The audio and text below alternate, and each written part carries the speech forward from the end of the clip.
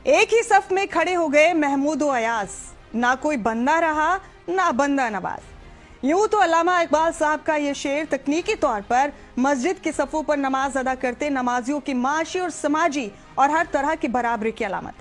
लेकिन आज इन अल्फाज की जरूरत है मुझे ट्रंप और इजराइल का शुक्रिया अदा करने के लिए। दरअसल आज हम बात करेंगे ट्रंप और इजराइल के उस एहसान की जो उन्होंने पूरी दुनिया की मुस्लिम कौम पर किया है और जिसका कर्ज पूरे आलम का मुसलमान मरते दम तक नहीं उतार सकता। आप यकीनन हैरत में पड़ गए होंगे कि मजहब इस्लाम के सबसे बड़े दुश्मनों ने आखिर कौन सा एहसान मुस्लिम कौम पर कर दिया है। जी हाँ, यहूदियों ने मुस्लिम कौम पर वो एहसान कर दिया जिससे होने वाले फायदे का अंदाजा लगाना मुमकिन नहीं। उम्मत मुस्लिमा की सबसे बड़े दुश्मन अगर कोई है तो वो है मुसलमानों का आपस में शिया, सुन्नी, बरेलवी, देवबंदी, सूफी, बोहरा, सलाफी जैसे फिरकों में तकसीम होना।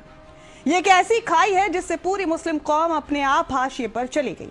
इस खाई को और गहरी करने के लिए दुनिया की बातिल ताकतों ने, दुनिया के जालिम हुक्मरानों ने साजिशन कोई कसर बाकी नहीं छोड़ी,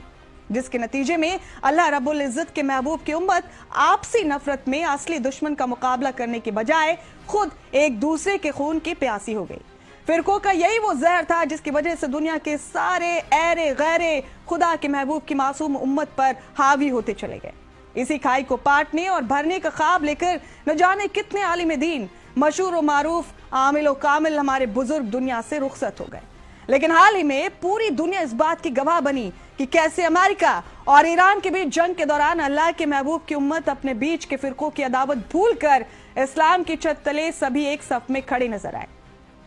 सारे मुस्लिम ममालिक और दुनिया के किसी भी खित्ते में बसने वाली मुस्लिम बिरादरी, चाहे वो शिया हो, सुन्नी हो, देवबंदी हो, हनफी हो, बरेलवी हो, बोहरा हो, सलाफी हो, सबने एक ही सुर में एक ही अंदाज में आयतुल्लाह खामनेई के हक में आवाज बुलंद की, क्योंकि वो हक पर थे।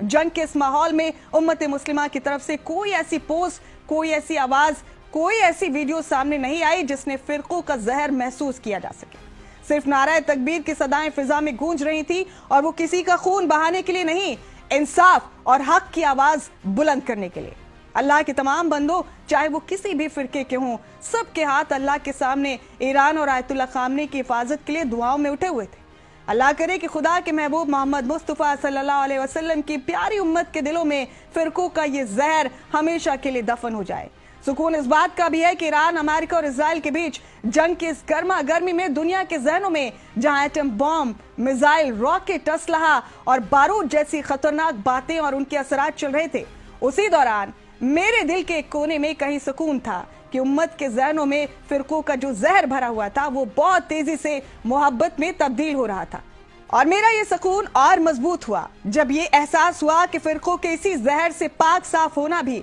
उस तमाम सफर का एक अहम हिस्सा रहा, जिस सफर की मंजिल ये नतीजा है कि एटमी पावर के नशे में मगरूर ट्रंप के अमेरिका जैसे खोखले दादाओं को आज हर उस जगह को छोड़कर दुम दबाकर भागना पड़ रहा है जहां जहां वो सदियों से कब्जा जमाए बैठा था, चाहे वो सीरिया हो या इराक या फिर कोई और मकाम।